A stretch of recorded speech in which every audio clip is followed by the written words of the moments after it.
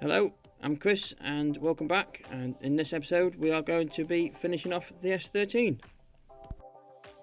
So to get this video started, I'll be showing you how I mask off the window trims, and it does involve quite a lot of masking, but being as I'm a spray can user, obviously you get a lot of overspray. I've seen people using airbrushes and you can really refine it to that little area, but with a paint spray can it's much more work, but I feel at the end of it it's definitely worth the extra work, and you'll see how much work goes into masking this off just for a little bit of painting.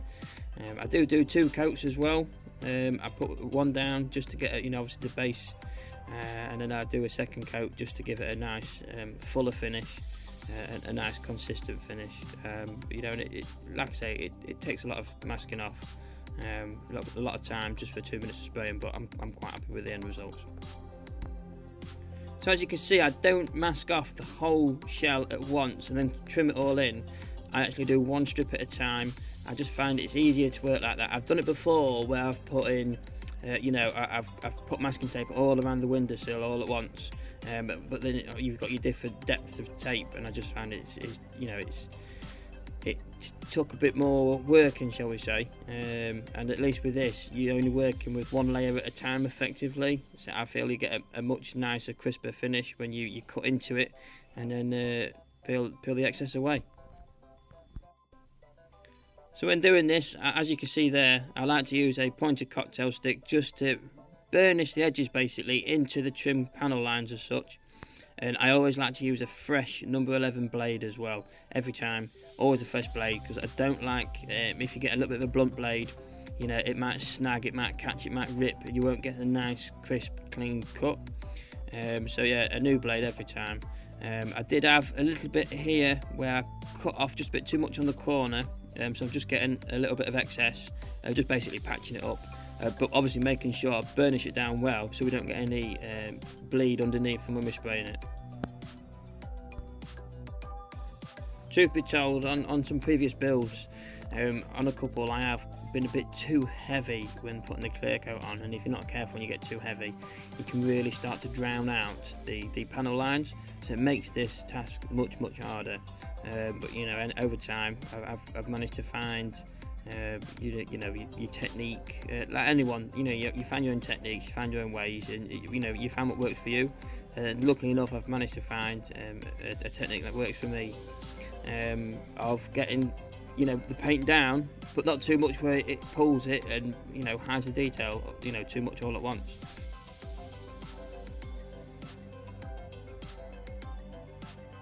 So as you can see, this side pretty much done, just getting that bottom tape there, just trying to get it nice and level, and make sure it's nice and burnished, nice and tucked in as such into the trim, because what we don't want to do is get any bleed from any painting. And yeah, I'm pretty happy with how that's looking. Now you can see what I've done is I've actually masked off the whole shell, ready to get down with some painting. I just get my old toothbrush that I use after I've been sanding, polishing, whatever, to get anything out the panel lines. I always like to just get inside and just give it a quick brush down before we get any paint down. And there you can see we've got the paint down. This is, like I say, 2 coats, and now just time to carefully peel away all the masking tape.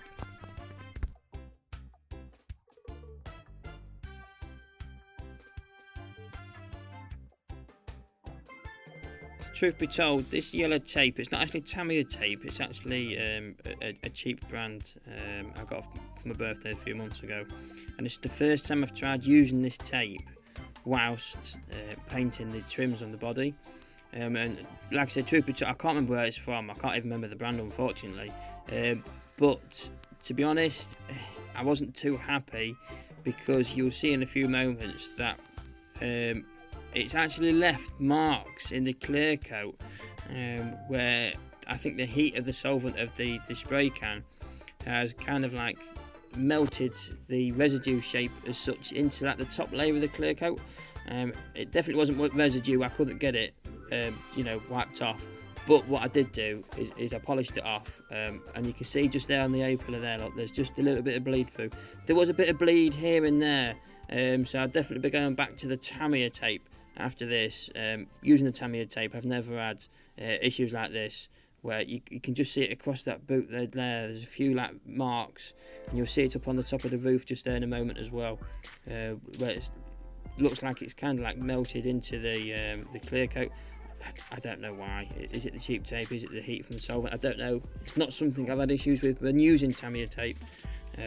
But like I say, at first I was a little bit, oh dear, but got the polish out, polished it up.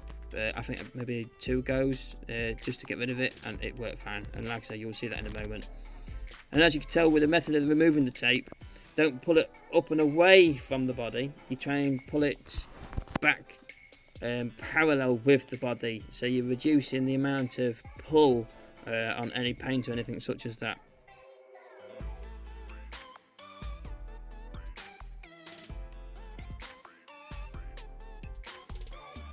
In a moment you'll just see on the roof, towards the back of the roof and towards the front of the boot, you can see that residue marks just there.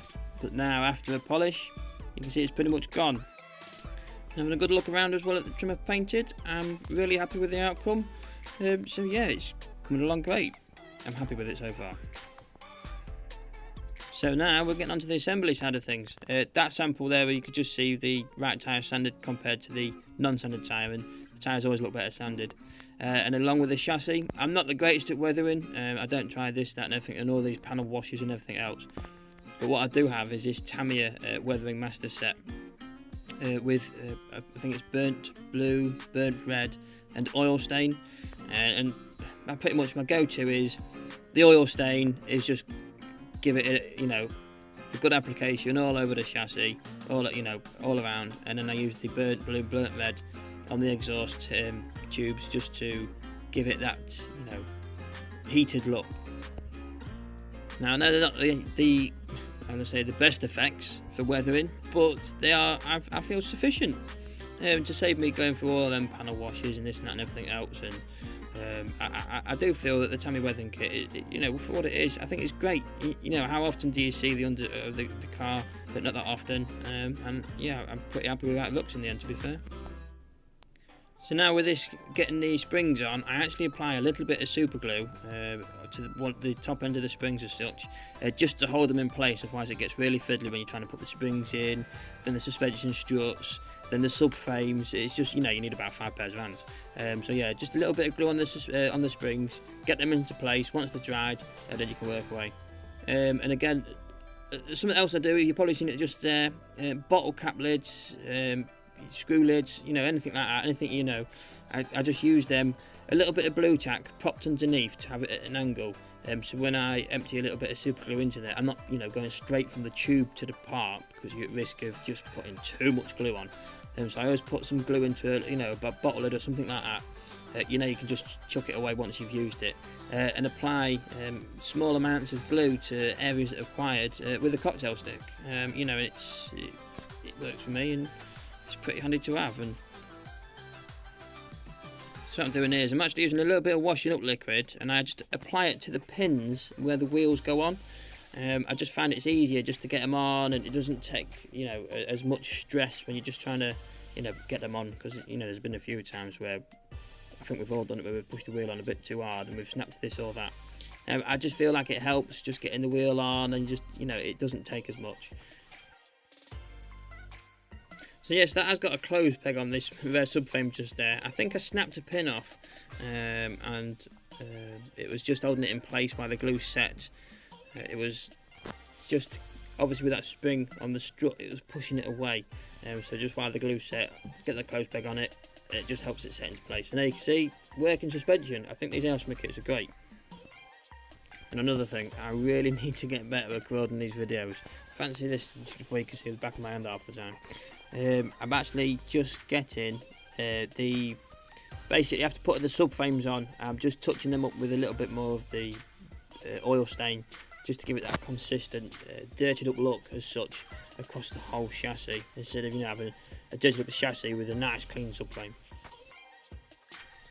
So I can get this interior together, and it was a very simple, fairly easy, but I think fairly nice looking interior. Sometimes less is more, as they say, and I was very happy with how this went together. Dead easy.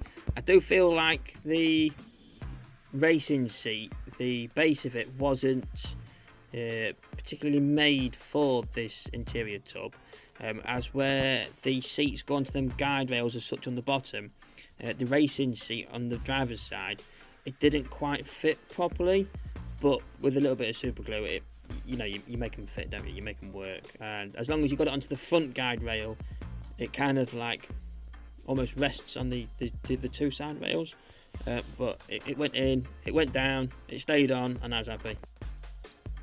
So now we're getting the window glasses in. Before I have used PVA glues, white glues, school glues, things like that, and I've used clear drying glues and whatever else. But I'm actually using double-sided sticky tape.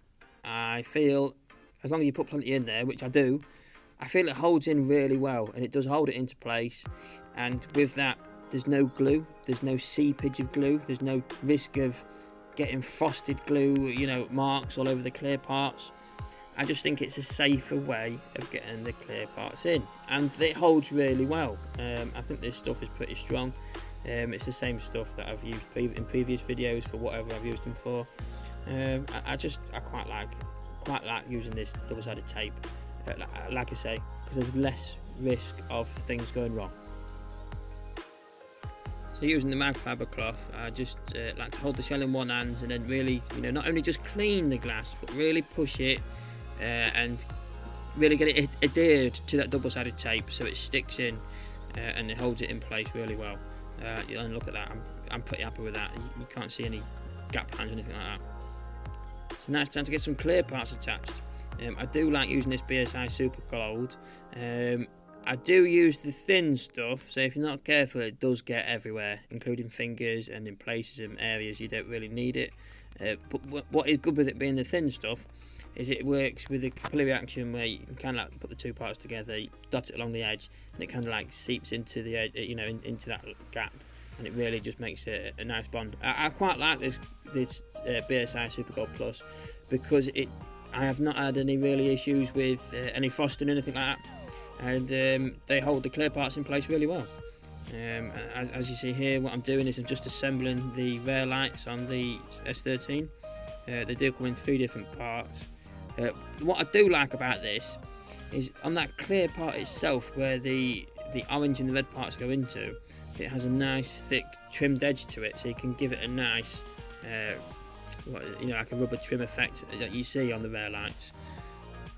So as you can see, front bumper's on, rear lights are in, front lights are on, mesh behind the grille.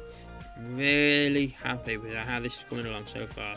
It's when you look at things like this, you can kind of get like an image in your head of how you want it to look, and this is looking exactly how I wanted it to look.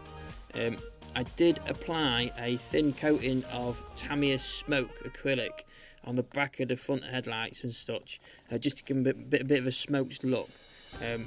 Against the chrome headlight part, it really gives it a nice little effect, I feel.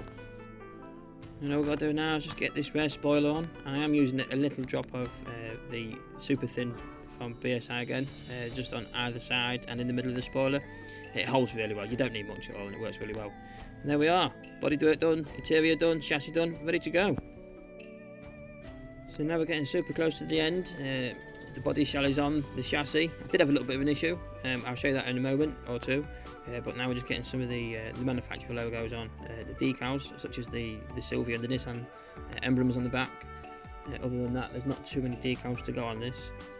I'm going for a nice clean look, not plastered and loads of sponsor decals and logos and liveries and things like that. This is just going to be, I want it a nice clean look. And I feel I've achieved basically what I was hoping for, that I imagined before I started. Also, I don't know what's happened, but I've missed quite a lot of footage. I think what I've done is when I press record, I've somehow caught the pause button, so there's quite a few bits that I've missed, unfortunately, such as the interior tub. I've missed getting the interior tub finished, getting it all in, putting the sides on that, getting that onto the chassis. I've missed getting the body onto the actual chassis as well. Absolute rookie schoolboy errors. Here we are, just getting the number plates on. I'm actually using just a normal bit of CA glue, just to get the front ones on, get the back ones on. You don't need much, it's just enough just to hold it in place. The thing is, if you start drowning it, then you start getting your frosty marks, and that's what you don't want. You don't want any frosty marks. And here we have it, the finished model. Just giving it a quick dust down. Like I say, there was a little bit of an issue on that front of the bumper just there. I'm too honest, I'm going to show you guys. You know, it's best to be honest. So when I'm putting the body onto the chassis, I don't know what's happened and I can't see why, but something popped the bumper and something is preventing it going on all the way. Now, without trying to force it anymore and break any more parts, I kind of left it as it is for now. So now for a little slideshow of the finished article. So I've got to say an absolute massive thank you to Kent Models. So the car, the wheels, the paint, the carbon fibre, you know, you'll find all of those on the Kent Models website. You know, I can't thank them enough for helping me get my YouTube up off the ground running. Definitely go and give them a visit, get on the website, go and find something to treat yourself. And at the minute, they've got a 2021 code for Black Friday until Tuesday the 2nd. Go and get yourselves a nice new kit. Thanks for watching. See you next time. Cheers.